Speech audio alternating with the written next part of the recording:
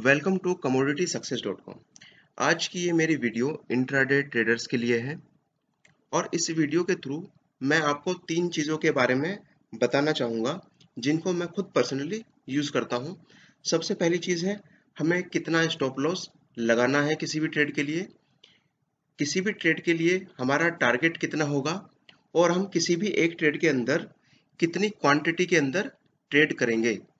Position sizing यानी किसी भी एक ट्रेड के अंदर उस स्टॉक की कितनी क्वांटिटी हमें ट्रेड करनी है, चाहे हमारी डायरेक्शन वो बाय वाली हो या फिर शॉर्ट सेलिंग वाली हो। तीनों चीज़ों को मैं आपको बताऊंगा और इन तीनों चीज़ों को बताने के पीछे मेरा एम है आपकी दो प्रॉब्लम्स को सोल्व करना।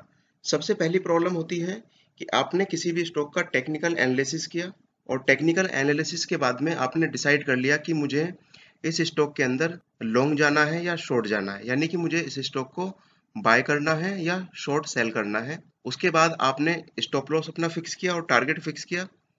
लेकिन होता क्या है कि स्टॉक का प्राइस जाता आपकी डायरेक्शन में है, लेकिन उस डायरेक्शन में जाने से पहले आपका स्टॉप लॉस ट्रिगर करके जाता है। यानी आपका टेक्निकल एनालिसिस भी ठीक है, लेकिन फिर भी आप उस ट्रेड में लॉस करके ही बाहर निकलते हैं। तो सबसे पहली प्रॉब्लम यह है जो काफ़ी इंट्राडे ट्रेडर्स फेस करते हैं, इसका मैं सॉल्यूशन दूंगा। और दूसरी चीज़, इंट्राडे के अंदर लोग कहते हैं कि एक ही ट्रेड में मेरा तो बहुत बड़ा लॉस हो गया। आप बिग लॉस को किस तरह से कंट्रोल करें, किस तरह से आप लंबे टाइम टाइम तक ट्रेडिंग कर सकते हैं, और अगर आपका ट्रेडिंग सिस्टम अच्छा है तो आप किस तरह से अच्छा पैसा यहाँ पर कमा सकते हैं। तो इन दोनों प्रॉब्लम्स को मैं यहाँ पर सॉल्व करूंगा। तो सबसे पहला पॉइंट आता है, बहुत ही इंपॉर्टेंट पॉइंट है, वो है कि हमारा स्टॉप लॉस कितना होना चाहिए, ताकि अगर हमारा टेक्निकल एनालिसिस ठीक है तो स्टॉक हमारा स्टॉप लॉस हिट करने के बजाय हमारा टारगेट अचीव कराए। तो मैं स्टॉप लॉस जो फिक्स करता हूँ वो स्टॉक की वॉलेटिलिटी के बेसिस पर फिक्स करता हूँ इंट्राडे ट्रेडिंग के लिए। जैसा आप जानते हैं, मैंने पहले भी वीडियो में आपको बताया है कि जो वॉलेटिलिटी है स्टॉक की, उसको हम मेजर करते हैं एवरेज ट्रू रेंज से। तो मेरा जो स्टॉप लॉस होगा वो स्टॉक के एवरेज ट्रू रेंज के बेसिस पर कैलकुलेट होगा। तो हम देखते हैं कि स्टॉप लॉस आखिर होना कितना चाहिए। मेरा स्टॉप लॉस होता है, stop loss is equal to 25% of DATR। मेरा स्टॉप लॉस होगा 25% DATR का, डेली एवरेज ट्रू रेंज का। तो चलिए मैं इसको एक डेमो के थ्रू आपको समझाता हूँ। मैं अपना वेब ब्राउजर ओपन करूंगा और मैं वेबसाइट ओपन करता हूँ इसके अंदर investing.com चार्ट देखने के लिए। वेबसाइट ओपन हो गई। फॉर एग्जांपल मुझे ट्रेड करना है स्टेट बैंक ऑफ इंडिया में। ठीक है, वैसे मैं इस तरह के स्टॉक्स में ट्रेड नहीं करता हूँ क्योंकि ये कम वोलेटाइल है, फिर भी एग्जांपल देने के लिए स्टेट बैंक ऑफ इंडिया है ना, SBI। ओके, हम क्लिक करते हैं और इसका चार्ट ओपन करेंगे। अब हम टेक्निकल चार्ट पर जाता हूं, मैं चार्ट को एनलार्ज कर लेता हूं। तो ये मेरा चार्ट ओपन हो गया है SBI का। मैं इसमें कैंडलस्टिक चार्ट ओपन कर लेता हूं। अब मैं इसके ऊपर इंडिकेटर लगाऊंगा एवरेज ट्रू रेंज का। फॉर एग्जांपल मुझे आज की डेट में इसमें ट्रेड करना है।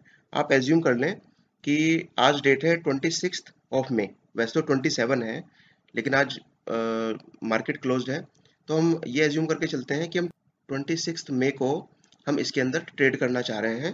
तो 26 मई के लिए मेरा स्टेट बैंक ऑफ इंडिया के लिए स्टॉप लॉस कितना होगा, उसको कैलकुलेट करने के लिए मैं 26 से पहले का जो दिन था, यानी कि 25 मई, वहां पर अपना कर्सर ले जाऊंगा और कर्सर ले जाने के बाद मैं देखूंगा कि उस दिन इस स्टॉक का DATR कितना था, डेली एवरेज टू रेंज क्या थी।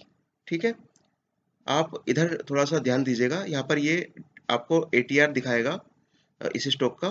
तो मैं 25 मई पर कर्सर रखूंगा। आप देख पा रहे होंगे कितना यहाँ पर ATR दिखा रहा है। ये ATR दिखा रहा है हमें 7.73। ठीक है, मैंने नोट कर लिया है 7.73। तो state bank of India stock मैंने लिया था, इसका SL मेरा कितना होगा? SL मेरा होगा 25% मल्टीप्लाइड बाय 7.73। और जब हम इसकी कैलकुलेशन करते हैं तो हम 7.73 का 25% कैलकुलेट करेंगे तो कितना आएगा, इसको मैं कैलकुलेट कर लेता हूँ। 7.73 डिवाइडेड बाय 4 कर दीजिए आप, है ना। 25% बोल लीजिए या फिर 7.73 का फोर्थ पार्ट, चौथा हिस्सा। तो मैं कैलकुलेट करता हूँ, मेरा स्टॉप लॉस आया 1.93।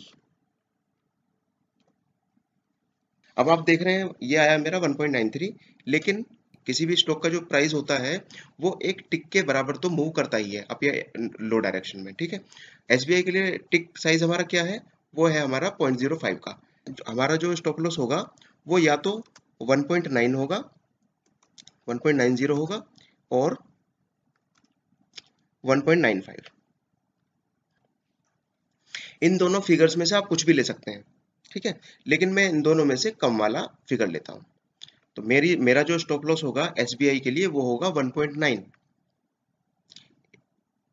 1 रुपये 90 पैसे का मैं स्टॉप लॉस रखूंगा एसबीआई को ट्रेड करने के लिए। अब दूसरा क्वेश्चन आता है, मैंने स्टॉप लॉस तो फिक्स कर लिया, मेरा टारगेट कितना होगा। टारगेट देखिए, टारगेट जो कैलकुलेट किया जाता है वो किया जाता है रिस्क एंड रिवॉर्ड रेशो के बेसिस पर। आप कितना risk and reward ratio maintain करके चलते हैं। मैं 1:3 का risk and reward ratio maintain करके चलता हूँ। तो मेरा टारगेट कितना होगा अगर मैं 1:3 रेशो का risk and reward ratio maintain करके चलता हूँ। 1:3 रिस्क एंड रिवॉर्ड रेशो का मतलब क्या होगा कि अगर मेरा 1 रुपये का रिस्क है तो मेरा जो टारगेट होगा वो 3 रुपये का होगा, ठीक है। लेकिन एसबीआई के केस में मेरा जो स्टॉप लॉस है वो कितना है, रिस्क कितना है, वो है मेरा एक स्टॉक का 1.9 रुपीज। तो मेरा टारगेट कितना होगा, 1.9 मल्टीप्लाइड बाय 3। हम कैलकुलेट कर लेते हैं, ये हो गया मेरा 5.7 रुपीज, यानी 5 रुपये 70 पैसे का मेरा एसबीआई की ट्रेड में टारगेट होगा। जो लोग अच्छी तरह से नहीं जानते हैं स्टॉप लॉस को और पोजीशन साइजिंग के बारे में अच्छी तरह से नहीं जानते हैं, वो सोच रहे होंगे अरे आपने तो 1 रुपये 90 पैसे का रिस्क यहाँ पर फिक्स कर दिया, ये तो बहुत बड़ा स्टॉप लॉस हो जाएगा, हमें तो इसके अंदर बहुत ज़्यादा रिस्क लेना पड़ेगा, बहुत बड़ा लॉस हो जाएगा। लेकिन नहीं, देखिए, आपका जो लॉस डिपेंड करता है वो डिपेंड करता है आपका दो चीज़ों पर। एक चीज़ है आपकी स्टॉप लॉस और दूसरी चीज़ है आपकी क्वांटिटी, जिसको हम बोलते हैं पोजीशन साइजिंग, यानी कितनी क्वांटिटी में आप ट्रेड कर रहे हैं एक ऑर्डर के अंदर। तो अब हम आते हैं पोजीशन साइजिंग, कि हम किसी एक ट्रेड के अंदर कितने स्टॉक्स को बाय या सेल करें इंट्राडे ट्रेडिंग के अंदर। तो इसमें मेरा फॉर्मूला क्या है, देखिए मेरा फॉर्मूला है इसके अंदर कि मैं एक ट्रेड के ऊपर किसी भी हालत में अपनी कैपिटल के 1% से ज्यादा रिस्क नहीं लेता हूं इंट्राडे ट्रेडिंग के अंदर, ठीक है, क्लियर है बात। तो अब हम एज्यूम करते हैं कि किसी के पास में 5,000 रुपए हैं, 5,000 उसकी कैपिटल है और उसको एसबीआई के अंदर इन सभी क्राइटेरियाज को देखते हुए ट्रेड करना है, ठीक है। जैसे मैंने आपको बताया कि मेरा जो रिस्क पर ट्रेड है वो 1% है मेरी कैपिटल का, उससे ज्यादा नहीं होगा, उससे मैं कम कर सकता हूँ, ठीक है। तो हमारा जो रिस्क पर ट्रेड होगा वो कितना होगा, रिस्क पर ट्रेड ये मेरा होगा 1% ऑफ मेरी कैपिटल है 5,000। आप कैलकुलेट करेंगे कितना आएगा, 1% 50 रुपीज। ओके, मैं किसी भी एक ट्रेड के अंदर 50 रुपए से ज्यादा का रिस्क नहीं लूंगा। ओके, अब हम देखते हैं कि पर ट्रेड हमारा रिस्क है 50 रुपीज, तो हमें एसबीआई के कितने नंबर ऑफ स्टॉक्स में, कितने नंबर ऑफ शेयर्स में ट्रेड करना है उस दिन के लिए इंट्राडे ट्रेडिंग में, ठीक है। तो हम इसको बोलेंगे पोजीशन साइजिंग।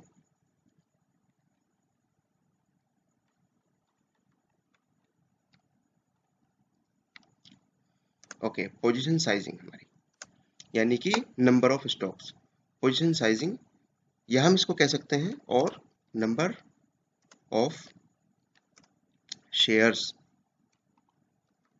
तो अब एसबीआई के केस में हमारा पोजीशन साइजिंग होगा क्या, नंबर ऑफ शेयर्स हमें कितने बाय या सेल करने हैं।